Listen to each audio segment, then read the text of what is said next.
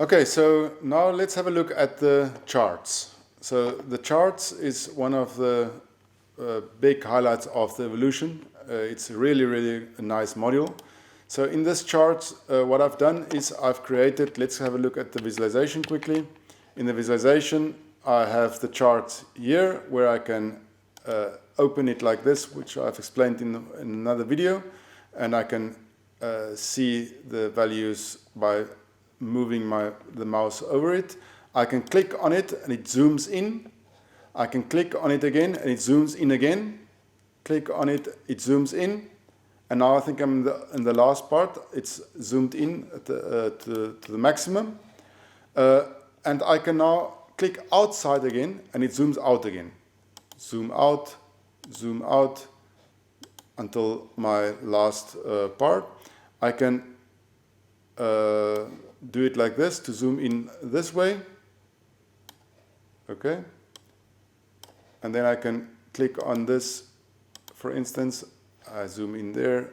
So as you can see, the scale changes if I click on it. So I click on this, then it goes in, click on it again, it goes in more detail, and more detail. So this is the way to do it. It's really easy navigation for the end customer. I can zoom out again here and see it like this again. I can also have a look at the data and export this data in a XML in a CSV file. I can go and add new series in the charts. I can add here the series, pre-created, pre-configured series, new series in this. Now there are these series connected, but I can add any other series which I want to this chart.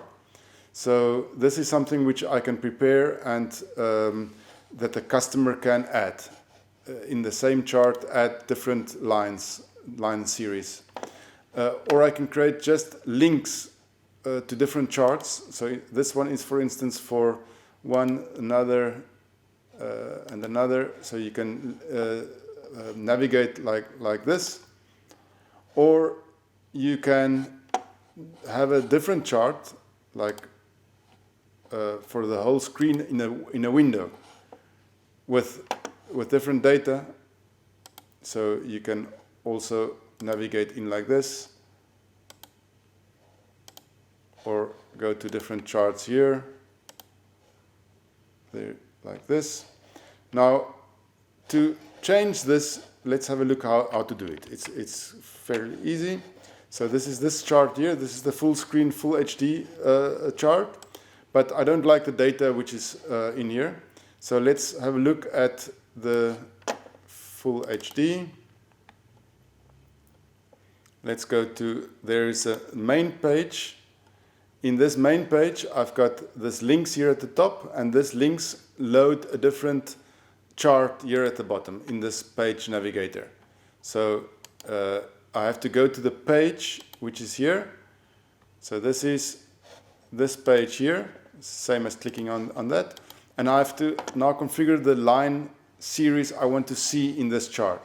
So these are the line series. Let's hide this and I can see it better. The line series here. I set them up here.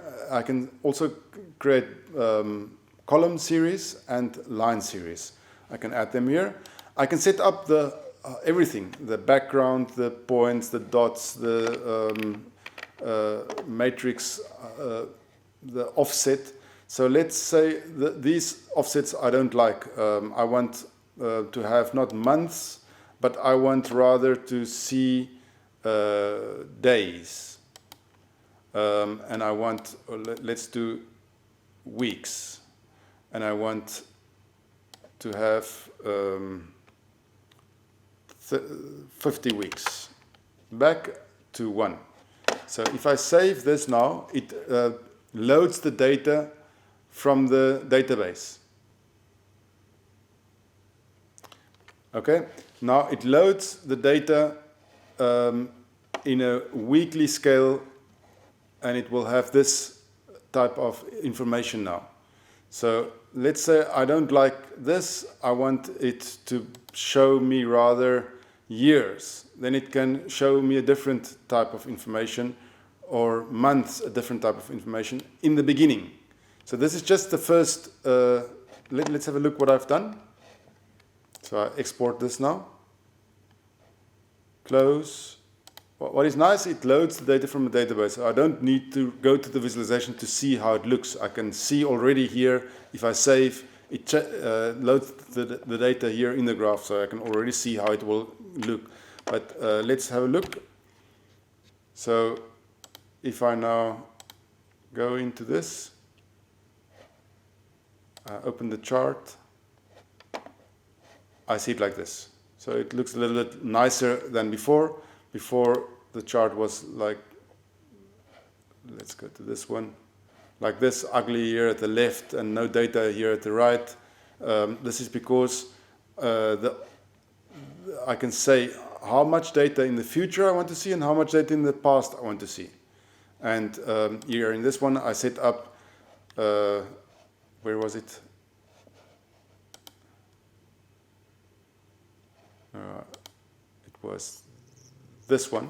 I set up to see here 40 weeks in the past and 1 week in the future. So this is what I've done here. I think it was the setting I used.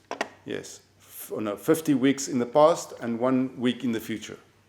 Okay, I can also set this to 0, then it will go, the lines will go straight to the end. But I like to let it stop just before the end so that I can see how it paints the new values.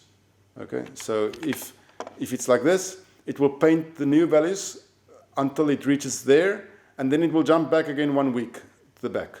And then it will paint the next values, and it will jump back again to the week. So you can see online how the new points appear on your graph as it reaches there to the end, and then it will jump back again. Every time you go into the first time, it will open 1 week of data there, but if it stays open, it will draw the points here on the graph till it reaches the end, and it jumps back again there. So this is a very nice module which has a lot of possibilities, because you can make the background transparent. You can make the let's do it not now. But you can make the background transparent. You can change the lines here. You can change the color of the background. You can change the dots. You can change the size of the dots. You can change the border of these dots. You can change the date format here. You can change the y-axis, the x-axis. You can change the text appearing left or right to the values here at the bottom. Also, you can add different axes include. So you can have here, for instance, the x and y-axis. You also have a different graph which has a comparison graph, where you can even compare two different things at the same time. So we'll have a look at in the next video at the comparison graph, which is also very interesting. Okay, great.